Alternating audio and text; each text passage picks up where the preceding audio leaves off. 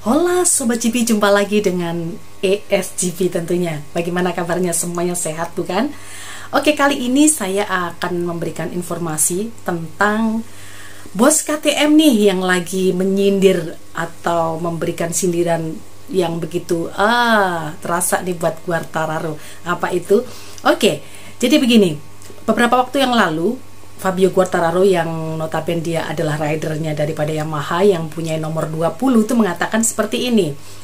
Saya kepingin punya motor tidak seperti yang punya Ducati, tidak sesama dengan Ducati maksudnya, tetapi dia pingin punya KTM, yaitu yang punya mesin RC16 seperti itu dia bilang. RC16 luar biasa dia bilang. Jadi dia mengatakan bahwa dia punya motor saat ini yaitu di Yamaha JZR-nya M1-nya dia itu merasa mesinnya kurang, sangat-sangat kurang. Dan kita tahu memang ya Yamaha saat-saat ini nih mesinnya memang begitu bisa dikatakan juga kacau ya. Kita tahu di saat beberapa waktu yang lalu itu bagus, tapi begitu diganti bahan yang baru ternyata dia nggak bisa tidak bisa berakselerasi dengan baik dan tidak bisa berperform dengan baik tentunya. Jadi Fabio Quartararo juga merasa sendiri, dia kecewa dengan Yamaha dan lain sebagainya, dan itu diungkapkan oleh Fabio Quartararo bahwa dia kepingin punya motor seperti KTM seperti itu. Jadi bosnya KTM ini yaitu Francesco Guidotti mengatakan seperti ini. Seorang rider, apalagi dia rider juara dunia MotoGP, harusnya dia tidak mengatakan seperti itu. Nah, dia menyindir seperti itu ya. Jadi bos Ducati, maksud saya bos KTM ini yaitu Master Guidotti itu mengatakan bahwa Fabio Quartararo itu terlalu banyak ngomongnya, nggak perlu lah ya harus menyalahkan motornya dan menyanjung motor yang lain, tim yang lain seperti itu ya.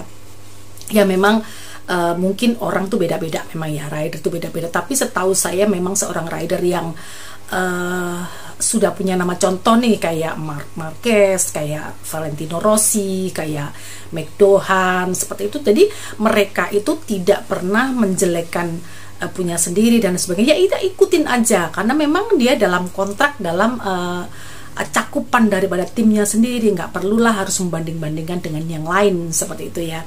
Jadi memang seorang rider yang punya mental seorang juara harusnya nggak seperti itu. Oke, itu berita yang pertama. Semoga ini menjadi pembelajaran lah ya buat rider-rider yang lain untuk tidak melakukan hal seperti itu. Oke, yang kedua kita punya berita bahwa kemarin video saya yang kemarin itu saya mengatakan bahwa Marc Marquez masih belum pasti. Ternyata hari ini kita sudah dapat berita bahwa Marc Marquez dipastikan sudah bisa comeback ke Le Mans atau di Perancis ya, di GP Perancis ini. Dan ini spesial ya, di GP Perancis ini adalah MotoGP seri yang ke-1000. Nah, ini luar biasa. Jadi punya momen yang bagus seperti itu. Dan di sini Marquez kembali karena kemarin setelah dia melakukan CT scan dari dokter yang menangani dia, yaitu medis yang menangani dia, itu bahwa dipastikan dia sudah fit begitu. Jadi cederanya dia sudah bisa kembali ngeris lagi seperti itu. Itu selama ini yang dia nggak bisa ya. Jadi awal dari Algarve dia terjadi kontak dengan Miguel Oliveira dan akhirnya dia bisa mengikuti race berikutnya yaitu di Argentina, di Cota dan juga di Jerez. Dia tidak bisa mengikuti dan akhirnya ini di Le Mans dia bisa di Perancis dan tim dokter memang sudah memperbolehkan. Dan memang waktu dia sebenarnya di Jerez di Spanyol di race kemarin itu dia sebenarnya sudah pingin, makanya dia begitu nge-push dirinya untuk langsung bisa comeback gitu kan. Ternyata tim dokter yang pertama, dokter dia ada di Madrid ya, terus juga dokter yang ada di Mayo Clinic yang ada di Amerika, dan juga tim medis dari klinik dari Red Bull itu juga semuanya tiga tim medis ini melarang Marquez untuk comeback dulu supaya dia fokus pada recovery-nya dia seperti itu. Nah, akhirnya saat ini kemarin setelah CT scan ternyata dia dinyatakan fit dan dia dinyatakan bisa comeback. Nah, kita mau lihat nih apa yang akan disuguhkan oleh MotoGP di Perancis besok. Tentunya akan ramai banget ya. Oke. Itu berita yang kedua. Jadi untuk pecinta atau fansnya Marc Marquez bisa bergembira melihat Marquez ada perform lagi. Oke, itu berita yang kedua. Berita yang ketiga adalah kita ada sedikit selentingan nih gitu ya, bahwa Alex Espargaro atau rider Aprilia yang bernomor motor 41, dia merencanakan untuk pensiun di akhir musim 2024. Jadi di musim depan dia berencana untuk pensi gitu ya. Dia mengatakan bahwa dia sudah cukup umur lah, maksudnya umurannya dia tuh sudah, sekarang ini umur dia 34 gitu ya. Jadi dia merasa bahwa dia udah cukup lah umurnya dia itu untuk mengikuti race lagi. Itu bagi dia sudah kerepotan menghadapi rider-rider muda saat ini, seperti itu dia bilang.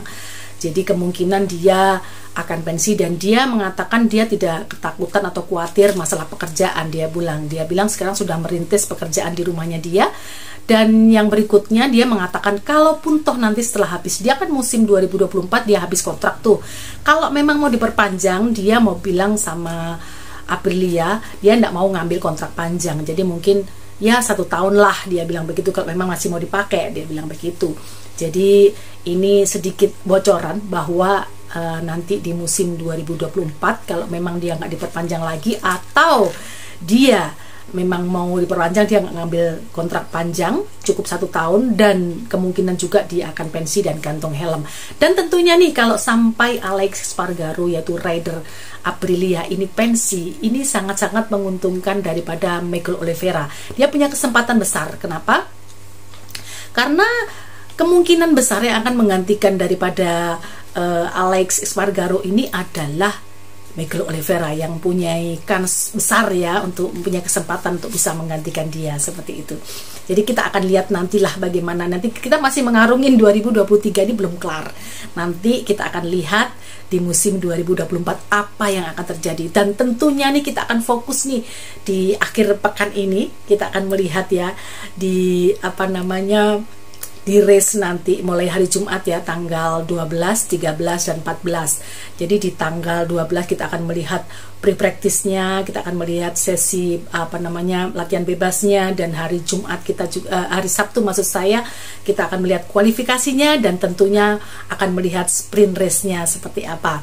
Dan di hari Minggu tentunya kita akan menyaksikan main race atau balapan utama tentunya begitu. Siapa dan bagaimana nanti akan adakah drama-drama yang selama ini kita bisa tonton dan kita lihat apa yang akan terjadi. Semoga semuanya baik-baik saja, tetapi kita masih bisa pastikan ada beberapa rider yang belum bisa mengikuti.